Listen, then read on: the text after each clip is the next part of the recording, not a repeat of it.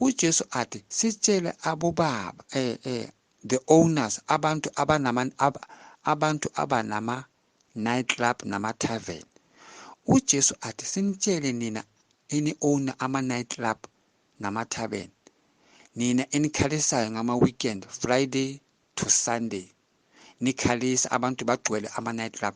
uJesu athi ninalo ithuba esihlonisaphila ukuthi nichintshe ama nightclub lawo niwayenze something better. uJesu athi ama tavern lawo nama nightclub lawo achintsheni niwayenze isonto or niyenze something else, any business but not the business of alcohol. Sazwana bazalwa, uJesu athi abantu aba-owner ama nightclub nabantu aba-owner ama tavern, uJesu athi kulama nightclub nalama tavern, uJesu athi inside your tavern and nightclubs nigcine abantu bakhona ngasema nightclub ngasema tavern baphuza ubutshwala every day, the whole day and the whole night. So uJesu athi nina aba-owner ama tavern manishona la umlilo wenu uzoba worse ukundlula abanye, because abantu abakhona ukuya esontweni, abantu baya ema nightclub, abantu baya ema tavern bayophuza badakwa even on Sunday. So uJesu athi nina owner ama nightclub athi umlilo for nina uzoba worse, uzoba double, because uJesu athi uma ushona owner i-nightclub or owner i-tavern, wena mawushona abantu bakini bazokufihla emathuneni, kodwa i-nightclub yakho izabe ichubeka ilokhu i-operate, abantu bazogcwala kule tavern balokhu baphuze and wena awusaphili. So uJesu athi umlilo uzoba double for wena, because uma abantu bagcwele ngasethavenini yakho bangayanga esontweni, as long abantu baphuza utshwala on Sunday kule tavern yakho abayanga esontweni and wena ushonile ungasezihokweni, uJesu athi as long abantu bangene ngasethaveni umlilo for wena uzoba double ngale ngasezihokweni. Every time abantu mabangene kule tavern yakho bazophuza and wena ushonile ungasezihokweni, mabangena ngasethaveni bazophuza wena ngasezihokweni, umlilo uzoba double for wena. Why? uJesu athi it is because abantu abayi esontweni baya ethaveni yakho, bayosonta ethaveni yakho. Athi ebusuku on Saturday abantu abayi bayolala, balala ema nightclub wenu baphuza ubutshwala ubusuku bonke. So uJesu athi nina owner ama nightclub nama tavern, Jesus says you only have opportunity ukuthi ngesikhathi usaphila khona manje chintsha ithaveni le uyenze something better. Ungayenza another business but not a tavern or a nightclub. Sazwana bazalwane, wathi futhi uJesu sitshela abantu aba-owner ama motel la abobaba balala khona nabafazi babantu, motel.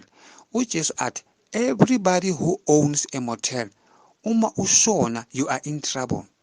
uJesu athi umlilo uzoba double for wena, because wena uJesu uthi abantu bangafebi, ilizwi likaNkulunkulu ukuthi abantu bangafebi. So uJesu athi wena unesibindi uakha emotel ukuthi abantu bazolalana, and ilizwi lakhe lithi abantu bangafebi. So wena owner in motel, uakha emotel lapho abobaba balala khona nabafazi babantu.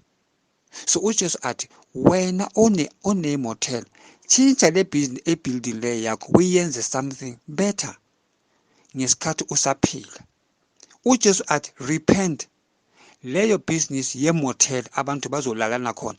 uJesu athi wena the owner usaphila, ichintshe ibuilding le uyenze something better, something better. Bazalwane ngizwe kahle, uJesu athi iyenze something better, iyenze another business, not the business of motel, because izwi lithini lithi abantu bangafebi.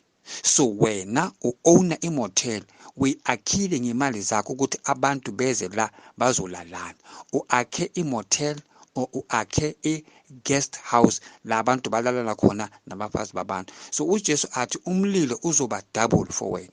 Nalaba aba-owner ama tavern nama nightclub, uJesu athi manishona umlilo uzoba double for wena.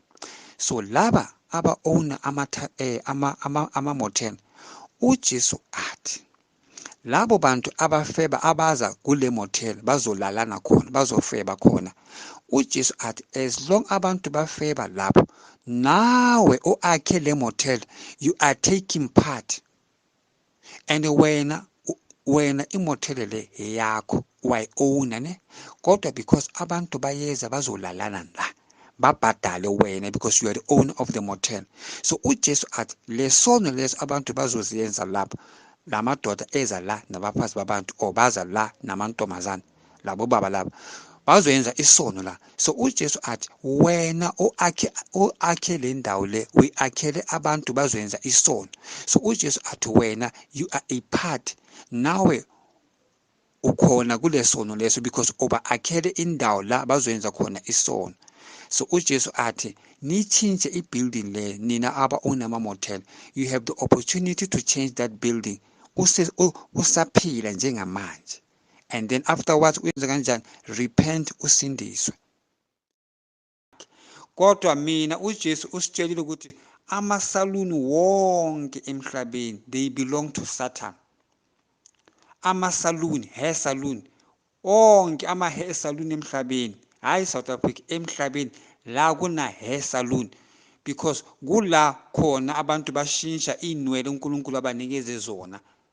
Esaluni kula bayoshintsha khona iy'nwele, bayodaya iy'nwele, bayoluka, bayoyenza ama-dreads, bayoyenza ama-S-curl, nama-perm, nama-relax, nama-blow, bayoshintsha ikhala bayenzani. So-ke uJesu uthi salon izinto zikaSathane, because kulapho abantu bayoshintsha khona the God's creation.